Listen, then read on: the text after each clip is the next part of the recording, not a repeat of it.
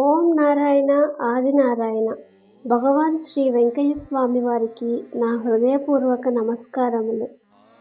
పారాయణ గ్రంథం భగవాన్ శ్రీ వెంకయ్య స్వామి వారి లీలామృతం.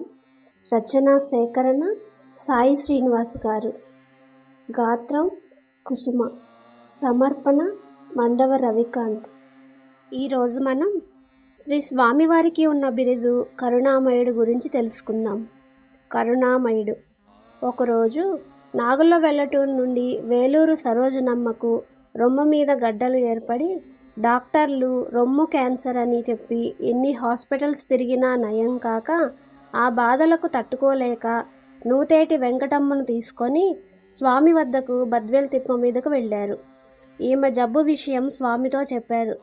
అప్పుడు శ్రీ స్వామివారు, అదేం చెయ్యదులే అమ్మా, ఊళ్ళో రాముల వారు సగం జబ్బు తీస్తారు, మిగతా సగం అని కొంతసేపు నాదం వాయించి ఊళ్ళోకి పోయేటప్పుడు ఓబులనాయుడు గారి దొడ్డికాడ చింత చెట్టు వద్ద 25 జబ్బు, మిగతా 25 శేషమనాయుడు గారింట్లో ఒక పూట, శాముళ్ళ ఇంట్లో ఒక పూట, గురప్ప గారింట్లో ఒక పూట అన్నం తింటే జబ్బు పోతుంది. శేషమనాయుడు గారింట్లో ప్రొద్దున పూట సద్దన్నం కలిపి 4 దోసిళ్ళు త్రాగి ఒక దోసిలి కృష్ణమనాయుడు గారి పాతర దగ్గర పోసేది. మధ్యాహ్నం గురప్ప గారింట్లో అన్నం తిని రాత్రిపూట శావోళ్ల ఇంట్లో తినవలయును, అంతటితో నీ జబ్బు పూర్తిగా పోతుంది అన్నారు స్వామివారు.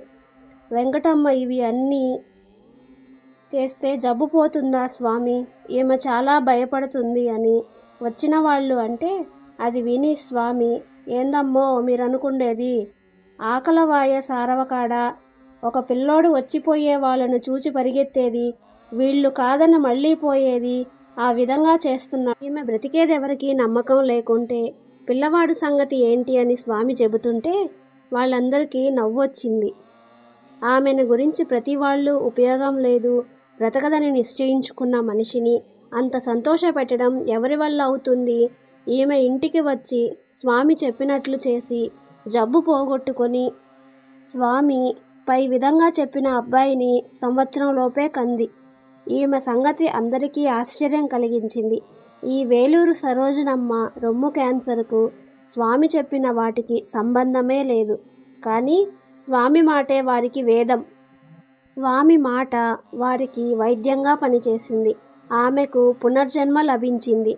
ఆయన సాక్షాత్ భగవంతుడే కానీ వేరే కాదని ఆ కుటుంబం అంతా భక్తి శ్రద్ధలతో నేటికి స్వామిని కొలుచుకుంటున్నారు.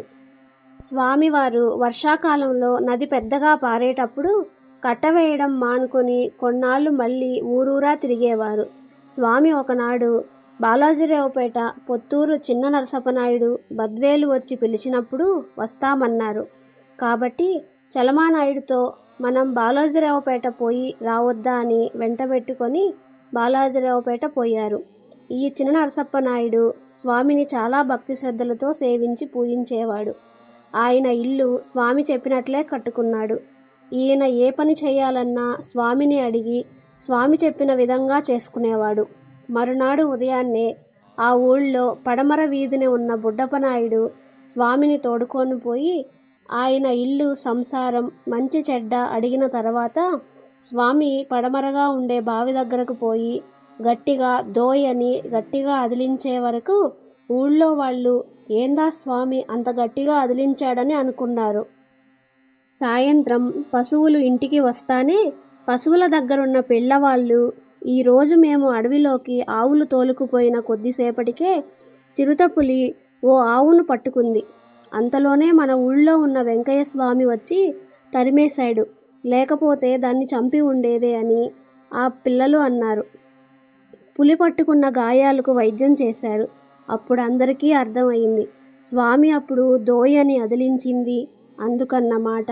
స్వామి ఇక్కడే ఉండి పశువుల దగ్గర పులి బారిన పడిన ఆవులను రక్షించారు అంటే ఆయన సాక్షాత్ భగవంతుడే కానీ గట్టిగా నమ్ముకొని నేటికి వారంతా స్వామిని భక్తి శ్రద్ధలతో స్వామి భజన చేస్తున్నారు. ఒకసారి నాగుల వెల్లటూరు నూతేటి అప్పన్న బాలాజీరావుపేటలో స్వామి ఉన్నారని తెలుసుకొని అక్కడికి వెళ్ళి స్వామిని కలుసుకొని ఆయన యోగక్షేమాలు అడిగి అన్నీ వ్రాయించుకున్న తర్వాత స్వామివారు అయ్యా, నీవు ఒక ఎద్దును కోడెదూడను వెండితో బొమ్మలు చేయించి తిరుపతి హుండీలో వేస్తే ఆ రెంటికి గండాలు తప్పిపోతాయి అని చెప్పినారు. ఆయన సరే అన్నాడే గాని ఆ ప్రయత్నం చేయలేదు. 1 నెల రోజుల పైన 2 ఎద్దులు చనిపోయాయి. అప్పుడు స్వామి చెప్పింది చెయ్యక ఎంత నష్టపడ్డానో అని బాధపడ్డాడు. ఓం నారాయణ ఆదినారాయణ. ఈరోజు ఎపిసోడ్ ఇంతటితో పూర్తయింది. తరువాయి ఎపిసోడ్లో మనం కల్వాయి మండలం వెంకట్రెడ్డిపల్లి గాజులవాళ్ల బావి దగ్గర సింగంశెట్టి పుల్లయ్య గారి అనుభవం గురించి తెలుసుకుందాం. భగవాన్ శ్రీ వెంకయ్య స్వామి వారికి జయము జయము. సర్వేజన సుఖినో